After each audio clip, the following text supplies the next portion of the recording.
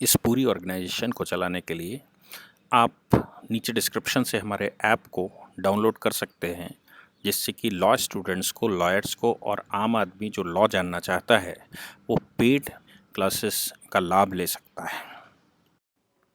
नमस्ते सदावत्सले मातृभूमि। आज हम लोग डिस्कशन करने वाले हैं पाकिस्तान के स्टैंड पर। पाकिस्तान ने इज़राइल को लेकर एक इंटरव्यू कल दिया, इमरान खान ने इंटरव्यू दिया और उसमें एथनिक सोच दिखाई देती है, जिस वजह से वो स्वयं बर्बाद हैं, जिस वजह से पाकिस्तान का निर्माण हुआ, वो वजह अभी भी ख़त्म नहीं हुई और पाकिस्तान पूर्ण रूप से डिस्ट्रॉय होने की सिचुएशन में है। लेकिन मोहम्मद अली जिन्ना अभी इमरान खान ने जो स्टेटमेंट दिया और स्टेटमेंट में कहा कि जिना की पॉलिसी पर हम चलेंगे और जिना की पॉलिसी पर ही हम पाकिस्तान चलता रहेगा। पहली बात तो ये है कि जिना की पॉलिसी क्या थी। जिना की पॉलिसी थी कि हिंदुस्तान मुसलमानों से लिया था अंग्रेज़ों ने, मुसलमानों को वापस दो। दूसरी पॉलिसी कि पाकिस्तान बनाकर हम हिंदुस्तान को कभी दारुल इस्लाम बना लेंगे और पाकिस्तान में शामिल कर लेंगे और इस्लामिक शासन भारत में ले आएंगे। ये उनकी ओरिजिनल थॉट था जिना का। और जिना इसी थॉट के तहत भारत में डायरेक्ट एक्शन, मारपीट, कूटपीट सब कुछ उन्होंने किया और फाइनली पाकिस्तान का निर्माण हो गया। गलती किसकी थी, कौन इसमें शामिल था, कौन नहीं था, that is a different thing. लेकिन आज उसी सोच को पाकिस्तान ने जो स्टेटमेंट दिया, उन्होंने एक सिंपल सी बात कही, जो वो कहते हैं, इमरान खान ने कहा कि हम इज़राइल को कभी रिकॉग्नाइज नहीं करेंगे और इज़राइल को रिकॉग्नाइज नहीं करेंगे, वो ज़ियोनिस्ट को रिकॉग्नाइज नहीं करेंगे। मतलब ज़ियोनिस्ट के साथ वो कभी रिलेशन बहाल नहीं करेंगे। जबकि यूएई और बहरीन जैसे देशों ने इज़राइल को रिकॉग्नाइज किया। मैं आपको बता दूं रिकॉग्निशन क्या होती है, कैसे रिकॉग्निशन का महत्व क्या है। रिकॉग्निशन का महत्व ये है कि जब हम देश में किसी भी देश को इंडिपेंडेंट होता है, कोई भी देश स्वतंत्र होता है, तो उस देश को रिकॉग्नाइज करना होता है बाकी देशों को। और अगर वो रिकॉग्नाइज नहीं करते तो उनके साथ संबंध नहीं बनाया जा सकता, उनके साथ रिलेशन नहीं बहाल हो पाते, उनको हम स्टेट नहीं मानते। जैसे चाइना कम्युनिस्टों ने कब्जा किया, तो चाइना कम्युनिस्टों के कब्जे के बाद अमेरिका ने 1973 तक उसको रिकॉग्नाइज नहीं किया, जबकि यूनाइटेड स्टेट ने भी 80 के दशक तक उसको रिकॉग्नाइज नहीं किया था और वर्ल्ड की मोस्टली कंट्रियों ने कम्युनिस्ट चाइना को रिकॉग्नाइज नहीं किया था। वो सभी जो आज का ताइवान है, जिसको फोर्मोसा कहते थे उस समय, और रिपब्लिक ऑफ चाइना जिसको कहते थे आरओसी, अभी भी रिपब्लिक ऑफ चाइना वो अपने आप को लिखता है और रिपब्लिक ऑफ चाइना को ही रिकॉग्नाइज करके रखा था चाइना के रूप में। स्थायी सदस्य के रूप में ताइवान ही सन 1970 तक जाता रहा और ताइवान के 1970 तक जाता रहा और ताइवान ही चाइना के बिहाफ पर बोलता रहा। कम्युनिस्ट चाइना को रिकॉग्नाइज नहीं किया था, सिवाय भारत के। जिस समय 1949 में चीन पर कम्युनिस्टों ने कब्जा किया, उस समय भारत के प्रधानमंत्री ने आगे आकर कम्युनिस्ट चाइना को रिकॉग्नाइज किया था, जबकि पूरे विश्व ने भारत को भी क्रिटिसाइज किया था कि एक डेमोक्रेटिक वर्ल्ड की तरफ हम जा रहे हैं या हम तानाशाही वर्ल्ड की तरफ जा रहे हैं। और तानाशाही वर्ल्ड का मतलब है कि कम्युनिस्टों को रिकॉग्नाइज करना। लेकिन भारत के प्रधानमंत्री ने सबसे आगे आकर, सबसे पहले देशों में भारत था जिसने कम्युनिस्ट चाइना को रिकॉग्नाइज किया था और कहा था कि माओ जो है वो बड़े प्रोग्रेसिव व्यक्ति हैं और उनको, उनकी शरण में हमको जाना चाहिए और ये वो ब्ला ब्ला ब्ला, बहुत कुछ कहा। पंचशील समझौता भी उन्होंने किया था। इसी तरह से जब बांग्लादेश अलग हुआ पाकिस्तान से, तो भारत वो पहला देश था जिसने बांग्लादेश को रिकॉग्नाइज किया था। नहीं तो वो इंसर्जेंसी से बाहर निकला था। इंसर्जेंसी से बाहर निकलने की वजह से, यानी कि अलग हुआ था, विद्रोह करके अलग हुआ था, इसलिए बहुत आसान नहीं है बहुत आसान नहीं कि उसको आसानी से रिकॉग्नाइज किया जा सके।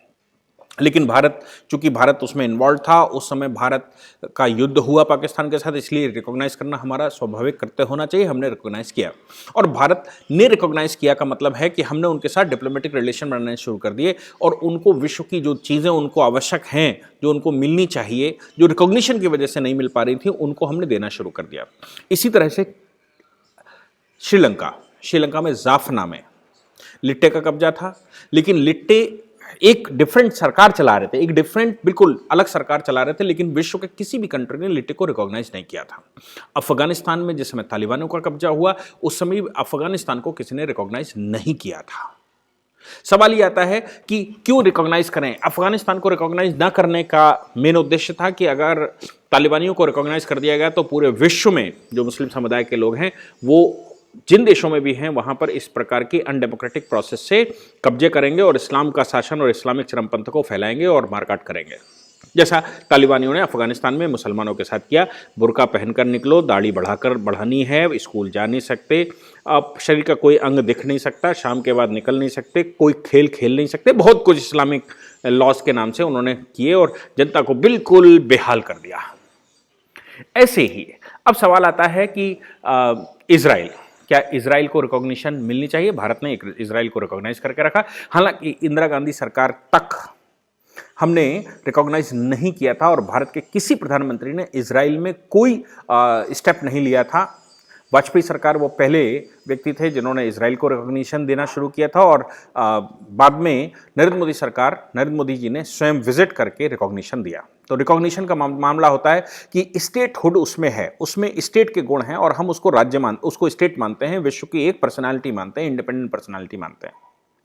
अब चूंकि जो ज्यूज हैं, ज्यूस को मुसलमानों ने एक समय पर समाप्त कर दिया था, बाद में क्रिश्चियनों ने उनको समाप्त कर दिया। जब इस्लाम बढ़ा, आपको पता होना चाहिए कि इस्लाम से पहले खाड़ी में ज्यूस हुआ करते थे। ज्यूरिज्म को इस्लाम ने ख़त्म किया। ख़त्म करने के बाद जब वो लोग, बाकी तो सब कन्वर्ट हो गए, जो बुज़दिल थे वो कन्वर्ट हो गए, जो असहाय थे वो कन्वर्ट हो गए, जिनको संघर्ष करना नहीं आता वो कन्वर्ट हो गए। भारत में भी ऐसा ही हुआ, जिन्होंने संघर्ष नहीं किया वो कन्वर्ट हो गए। विश्व में सब जगह ऐसा ही होता है। लेकिन जो लोग ज्यूज रह गए उनको लैंड छोड़नी पड़ी, भारत में वो आए, भारत ने उनको शरण दी, शरण लेने के बाद वो अमेरिका पहुंचे और हमेशा जब वो मिलते एक दूसरे से तो शुरुआत कहाँ से होती? जब वो एक दूसरे से मिलते तो मिलने के बाद कहते अब की बार यरूशलेम।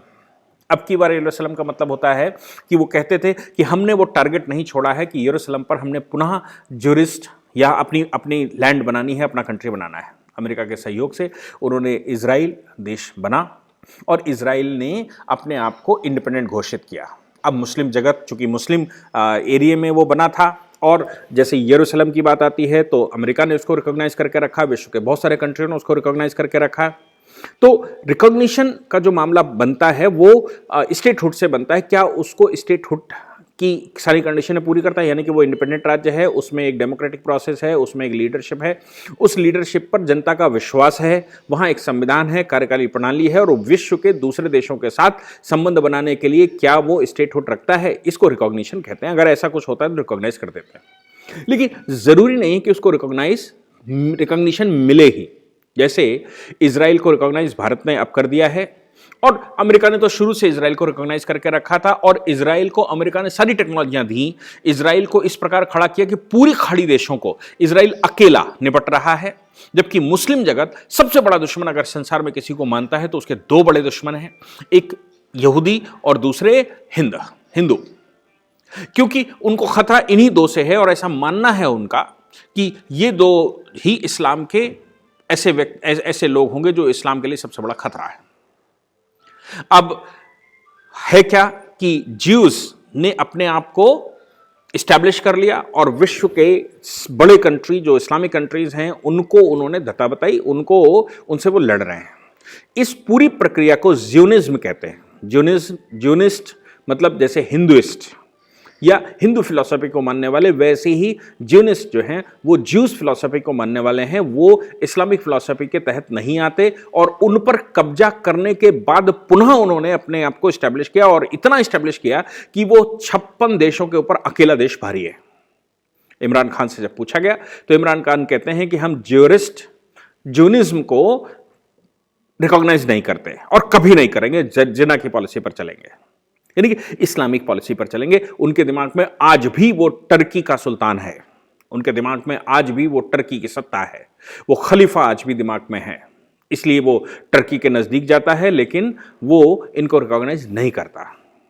इमरान खान को ये सोचना चाहिए कि वो जब कहते हैं कि बिडेन की सरकार वहाँ पर आ गई है और जो बिडेन की सरकार आने से अफगान पॉलिसी पर कोई फर्क नहीं पड़ेगा, तो एक बात और उनको ध्यान रखनी चाहिए कि पाकिस्तान पॉलिसी पर भी कोई प्रभाव नहीं पड़ेगा अमेरिका में सरकार बदलने की वजह से। क्यों? क्योंकि अमेरिका का प्रेसिडेंट जो होता है वो व्हाइट हाउस की पॉलिसीज को इंप्लीमेंट करता है। मैं फिर से कहता हूं, अमेरिका का प्रेसिडेंट व्हाइट हाउस की पॉलिसीज को इंप्लीमेंट करता है। पॉलिसी मेकर व्हाइट हाउस रहता है जो 50 साल आगे की पॉलिसी बनाता है। अमेरिका के प्रेसिडेंट के पैदा हो सकता है, पैदा होने से पहले पॉलिसी बन गई हो कि उनको क्या करना है।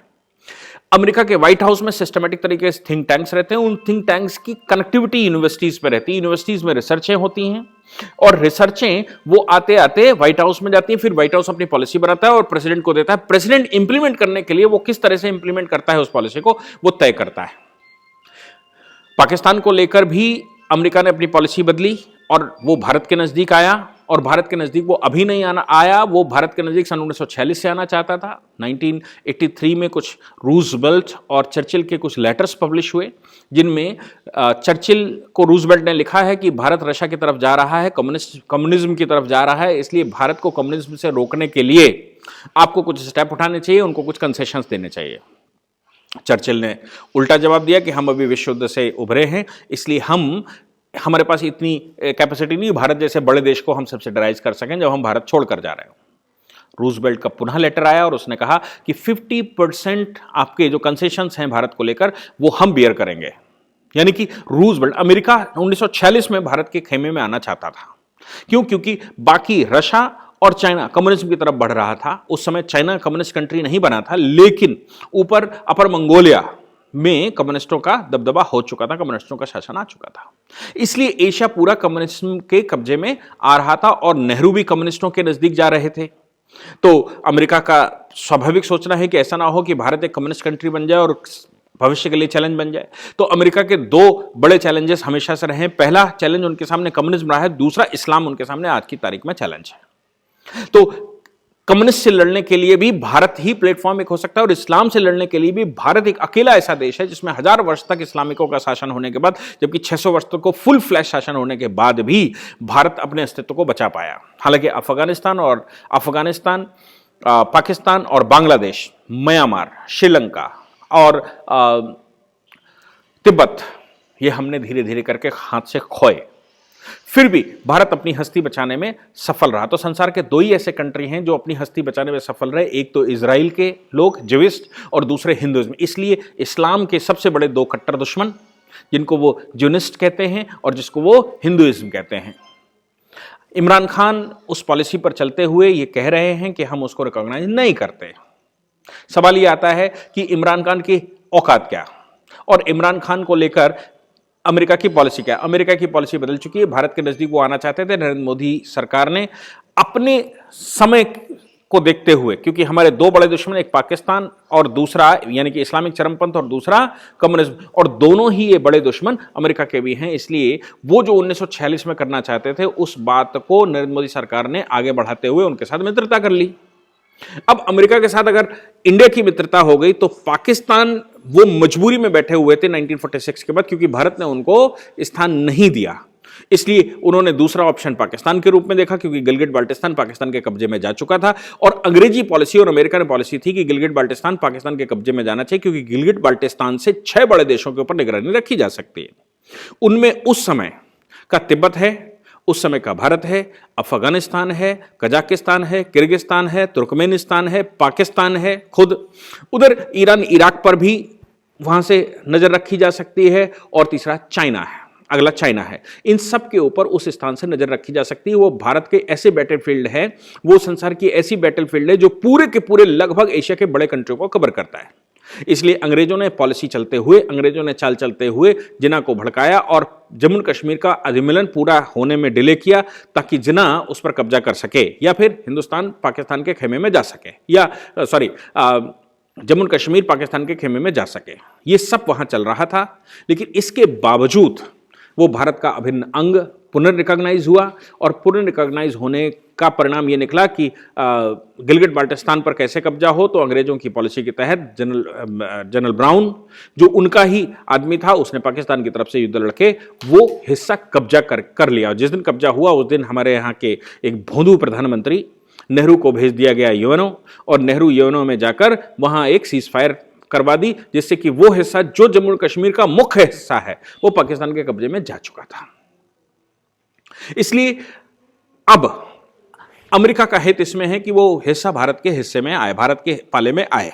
जब क्यों? क्योंकि पाकिस्तान के साथ जिस उद्देश्य से उन्होंने दोस्ती की थी वो उद्देश्य विफल हो गया, वो चीन के खेमे में जाकर बैठ गया, वो कम्युनिस्टों के खेमे में जाकर बैठ गया, और कम्युनिस्ट उनका दुश्मन नंबर 1 और इस्लाम उनका दुश्मन नंबर 2। इसलिए उस पॉलिसी में कोई फर्क पड़ने वाला नहीं है, चाहे वो बिडेन बैठें या वो ट्रंप बैठें। बस फर्क इतना सा हो सकता है कि ट्रंप आक्रामक पॉलिसी के तहत आते हैं, बिडेन कूल्ड माइंड से आते हैं। लेकिन आपकी पॉलिसी में, अमेरिका की पॉलिसी में कोई फर्क नहीं बैठने वाला, क्योंकि 4 साल राष्ट्रपति बैठता है, 4 साल में पॉलिसियां नहीं बनती, पॉलिसियां 50 साल पहले से बनती हैं, पॉलिसियां 20 साल पहले से बनती है, जिनको इंप्लीमेंट करने के लिए राष्ट्रपति अपना तरीका अपनाता है। ये अमेरिका का अपना तरीका है। इसलिए अमेरिका ने जब ज्यूस को, यानी कि जिस समय उन्होंने इनको इजराइल को रिकॉग्नाइज किया था, इजराइल को बनाकर रखा था, तो एशिया के अंदर उन्होंने अपनी प्रेजेंस बनाने के लिए इनको तैयार किया था। और इसमें कोई शक नहीं है कि ज्यूनिस्ट बहुत माइंडेड होते हैं, ज्यूज बहुत माइंडेड होते हैं। संसार के एक्सेप्शनल 2 ही कम्युनिटी मानी जाती हैं, एक हिंदू और एक ज्यूइश, जो एक्सेप्शनल माइंडेड होते हैं, जिनको दूर की पॉलिसी बनानी आती है। इसलिए हिंदुओं का पूरे विश्व के सभी डेमोक्रेटिक कंट्रीज में बोलबाला है, और वो पॉलिसी मेकिंग के में एक हिस्सा लेते हैं। जैसे बिडेन ने भी 21 लोगों को, जो भारतीय मूल के हैं, उनको अपनी टीम में शामिल किया है।